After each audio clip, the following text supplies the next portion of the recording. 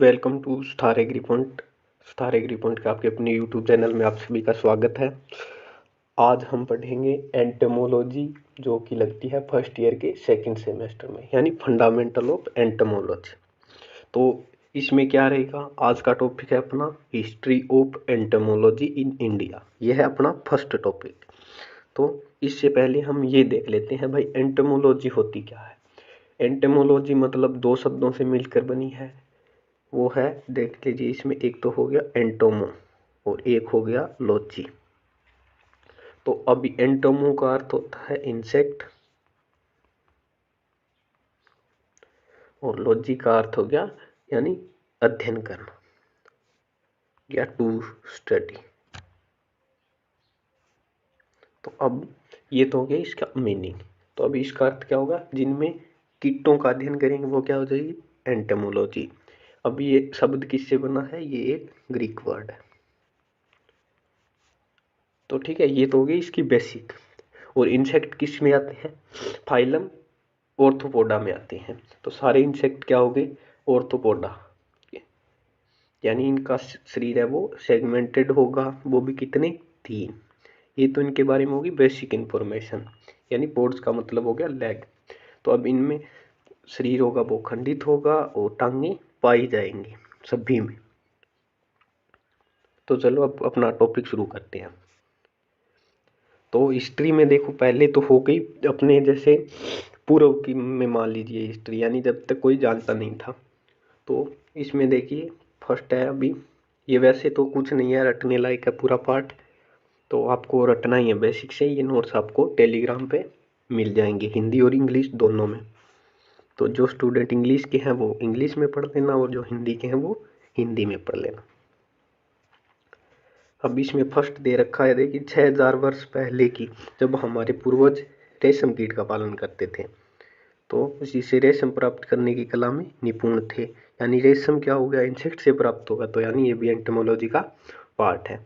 लगभग 3600 ईस्वी पूर्व भारत में एक राजा ने फारस शाह को उपहार स्वरूप रेशम से बनी अनेक वस्तुओं या कपड़े बेचे थे। मतलब रेशम का पालन होता था।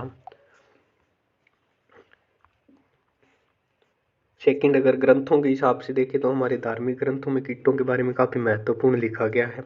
रामायण में यानी 2550 से 2150 ईस्वी पूर्व, और महाभारत में 1424 से लेकर 1366 ईस्वी पूर्व में शहद, लाख व रेशम के बारे में अनेक बातें लिखी हुई है।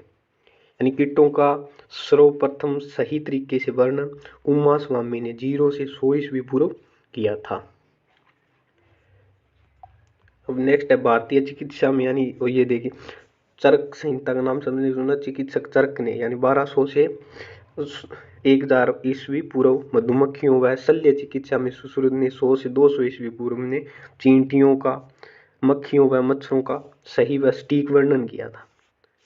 यानी और ये सभी तथ्य इस बात की पुष्टि कराते हैं कि भारत में प्राचीन जानकारी व उपयोग आर्थिक महत्व भी प्राचीन काल से था कीटों का। अब आधुनिक भारत में यानी 16वीं शताब्दी में प्राकृतिक विज्ञान के इतिहास को 2 शीर्षकों में परिभाषित किया जाता है, जो निम्न है। अभी फर्स्ट आ गया ईस्ट इंडिया कंपनी वार, यानी प्रारंभिक ईसाई मिशनरी व ईस्ट इंडिया कंपनी की स्थापना के समय अनेकों कीटों का वैज्ञानिकों का योगदान रहा। ये कीट विज्ञानी सेना, वन सेवा, चिकित्सा सेवा व भारतीय सिविल सर्विसेज में कार्यरत अधिकारी थे। 1900 से 1950 तक भारत में कीट विज्ञान का विकास हो गया था।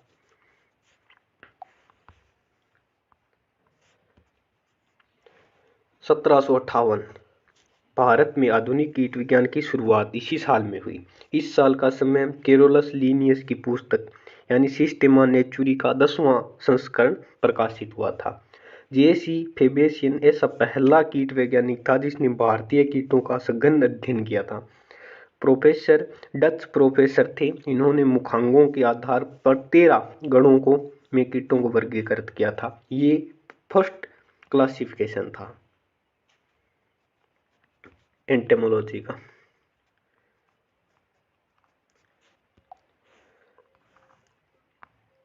नेक्स्ट है 1776 से 1779। जे जी कोनजी ने ये डेनमार्क के चिकित्सा अधिकारी थे। केरोलस लीनियस के छात्र व फेरवियस के मित्र थे। इन्होंने 18वीं शताब्दी में पहली बार कोरमंडल क्षेत्र व दक्षिणी पेनिसुला भाग में अनेक कीटों के नमूनों का संकलन किया। प्रोफेसर लीनियस द्वारा नामकरण किया गया। तो इन्होंने केरोलस लीनियस यानी इन्होंने नामकरण की द्विनामपत्ति वो दी थी। इन्होंने तमिलनाडु के तंजावर जिले में पाई जाने वाली दीमक का अध्ययन किया। इन्होंने उन पत्रों का प्रकाशन किया। फेबेरियस ने क्रोनेत्री का नाम सदा के लिए अमर कर दिया। उन्होंने कपास के मुख्य कीटनाशी लाल मृतकण का नाम कोनेत्री से जोड़ दिया। उसका नामकरण डिकर्स कोनजी किया। ये फर्स्ट इंसेक्टिसाइड है। अभी नेक्स्ट आ गया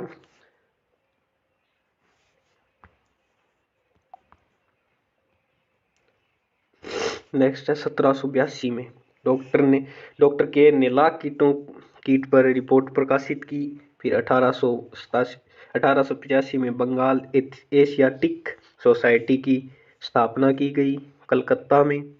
फिर 1791 डॉक्टर जे एंडरसन ने कोचिनियल स्लग कीटों पर मोनोग्राफी प्रकाशित की।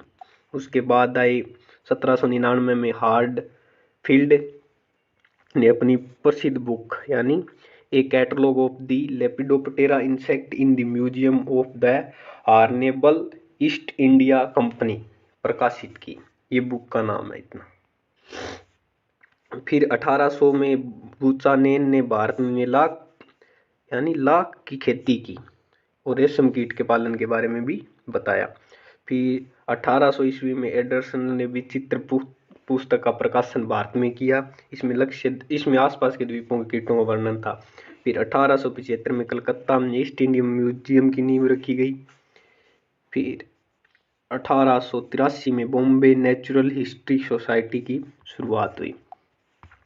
इसके बाद में 1883 में फौना ऑफ ब्रिटिश इंडिया का प्रकाशन हुआ। WT बेनफोल्ड के संपादन में शुरू किया गया। फिर 1993 में रोटेन ने भारतीय चींटियों के बारे में लिखा। इसमें दीमक नियंत्रण में लाल चींटियों का उपयोग बताया गया। भारत में पहला जैविक नियंत्रण का रिकॉर्ड इसी के नाम है। तो 1901 में के लाइनेल डी नेकवेल भारत सरकार के पहले कीट वैज्ञानिक नियुक्त किए गए। 1903 में प्रोफेसर मैक्सवेल लिफोर्ड भारत सरकार के कीट वैज्ञानिक नियुक्त किए गए।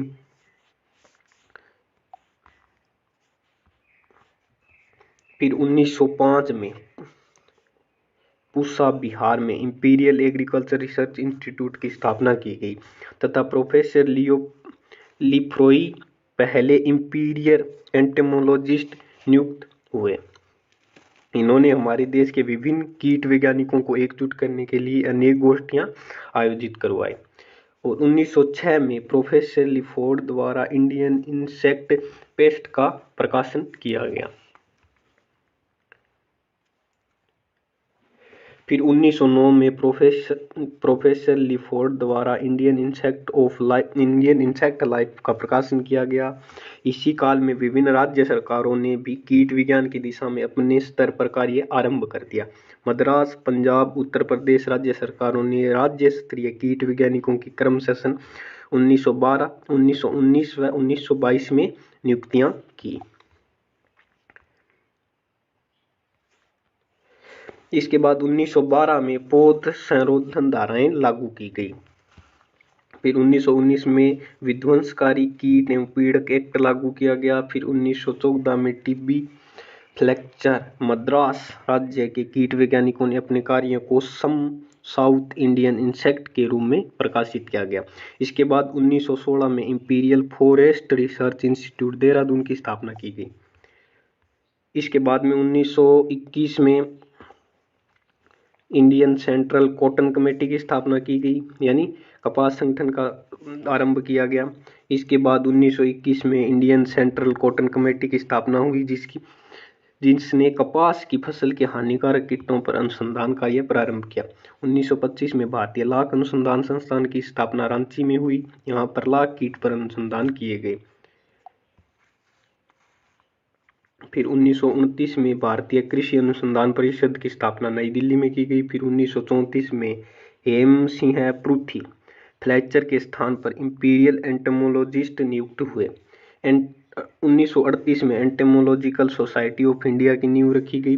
अफजल हुसैन इसके पहले अध्यक्ष बने और हेम सिंह पृथ्वी व रामकृष्ण अय्यर उपाध्यक्ष बने। फिर लोकास्ट फोरकास्टिंग ऑर्गेनाइजेशन यानी 1939 में टिड्डी चेतावनी संगठन की स्थापना की गई। फिर 1940 में डॉक्टर टीबी रामाकृष्ण अय्यर ने पुस्तक लिखी जिसका नाम था handbook of economic entomology for south India का प्रकाशन हुआ। 1946 में भारत सरकार ने पौध सुरक्षा संशोधन व संग्रहण निदेशालय की शुरुआत की। इस प्रकार धीरे धीरे भारतवर्ष में कीट विज्ञान की प्रगति हुई।